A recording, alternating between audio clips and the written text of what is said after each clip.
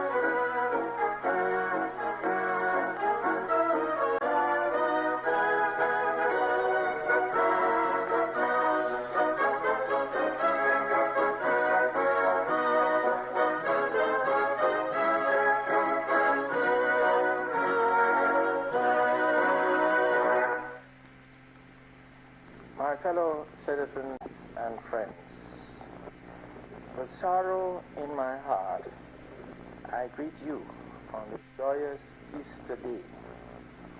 As you are all now aware, a most unfortunate event, seriously disruptive of the peace of our society, has occurred. A situation never before witnessed in the history of our country has now marred our national image. Being a Democrat, I tried all I could by persuasion and human reason to avert this development.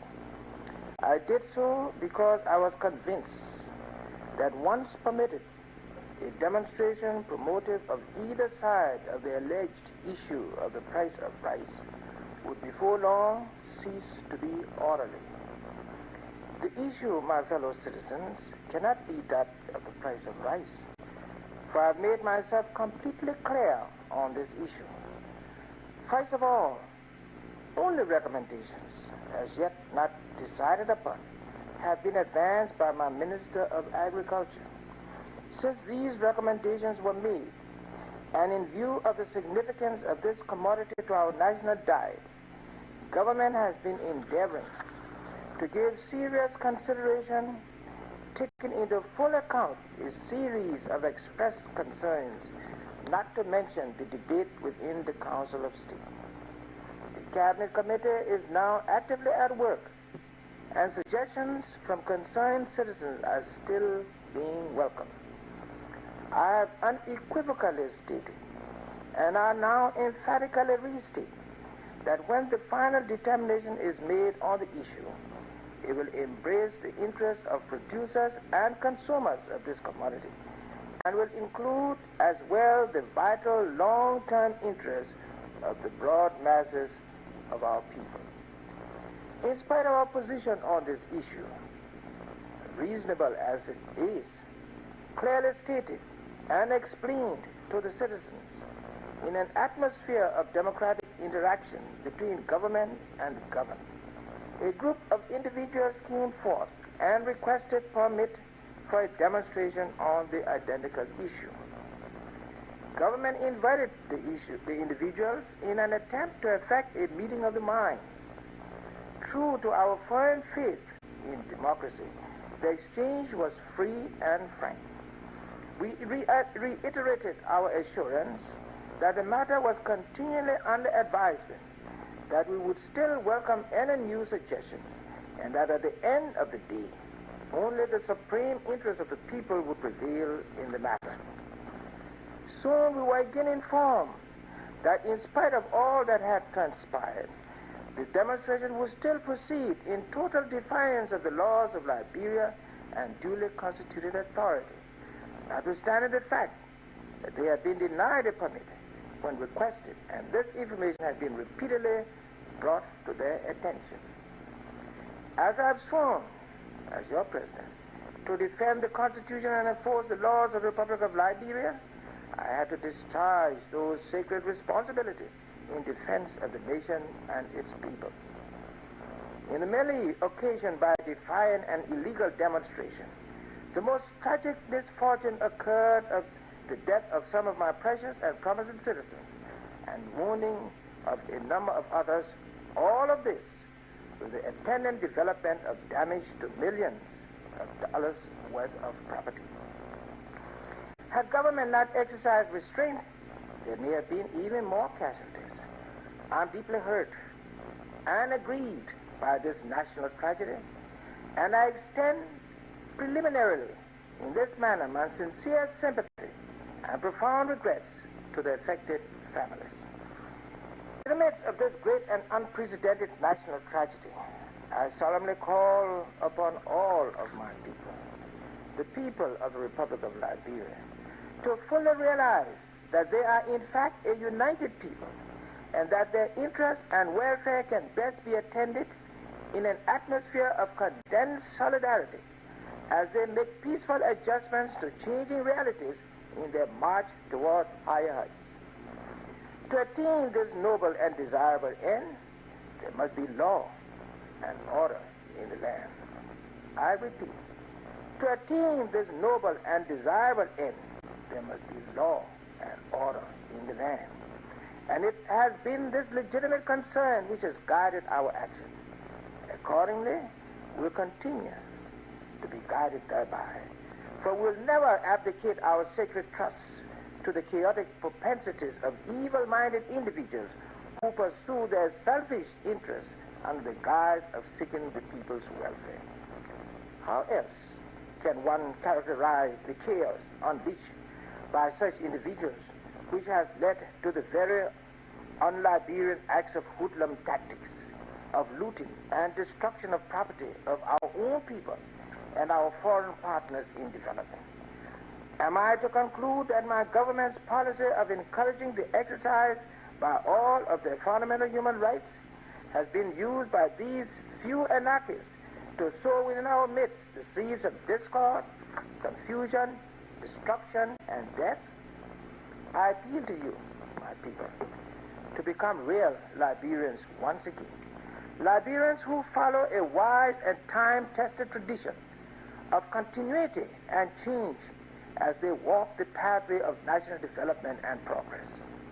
My fellow citizens, as you very well know, since I became your leader by the grace of God and your freely exercised choice, I have been laboring even at the peril of my life to bring development to the masses of our people. I've gone into the outer reaches of our country where reside the majority of our people. I've given a rural trust to my domestic policy in the interest of equity and balanced growth and development. There is ample proof that we have achieved an appreciable measure of success, but there remains much more to do. And with our hands firmly at the plow, we have no intention whatsoever of turning back. To the contrary, we must surge forward with unshakable faith in God and full confidence in ourselves. But we can hardly proceed thus if we allow habits and attitudes contrary to our way of life to direct our action and sully our national reputation. With sobriety of judgment, therefore, and true to our Liberian tradition of loving and caring for each other as though we were all one big family, which I believe we in fact are, I call upon all of you to ever be controlled by a sense of patriotism, loyalty, commitment, and dedication to this land, which we all love so dearly and must consequently defend at the peril of our lives. On this happy Easter day, let us all assemble in our respective places of worship, and with noble virtues and godly principles resurrected in our lives, worship in thanksgiving and adoration the Prince of Peace, whose glorious resurrection we triumphantly celebrate. Let us all return to our respective vocations and labor with renewed faith, courage, determination, and self-reliance, so that thereby we may bring unabating progress and development to our beloved country. Our collective self-fulfillment and our sacred obligation to posterity require of us this full measure of identification and solidarity. I call upon our partners in progress and foreign residents in our midst to remain calm and rest assured that government will spare no effort to ensure their safety and security. And as she strives unceasingly to help occasion a truly wholesome, functioning society for our one world. May Almighty God continue to prosper the works of our hands. Safeguard our... That's the first thing. If that's what the Lord gave the right to to defend their property. You got your house. Somebody go in there. You got to defend it. Defend your property in keeping with the laws of our land. And people found looting and breaking up stores will be arrested. And if there is no possibility of arrest, if they resist arrest, they will be fired upon. You understand? If they resist arrest and don't permit themselves to be arrested, orders have been given them to be fired upon to protect the lives and property of people. All that to frighten. Or if you don't want spies to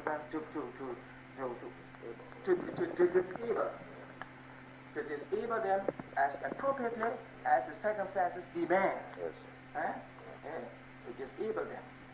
We call upon the people to take appropriate measures to defend their property. To defend their property. Yeah, because nobody will sit down and let somebody go in their place helplessly and take their things out.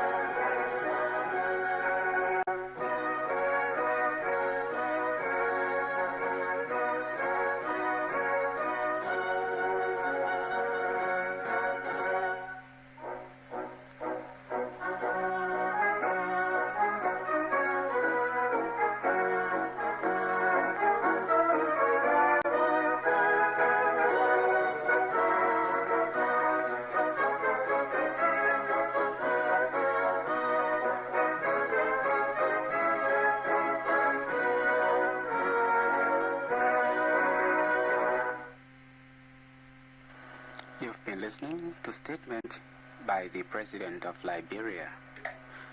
This is ELWA, your good friend station, transmitting from Monrovia, Liberia.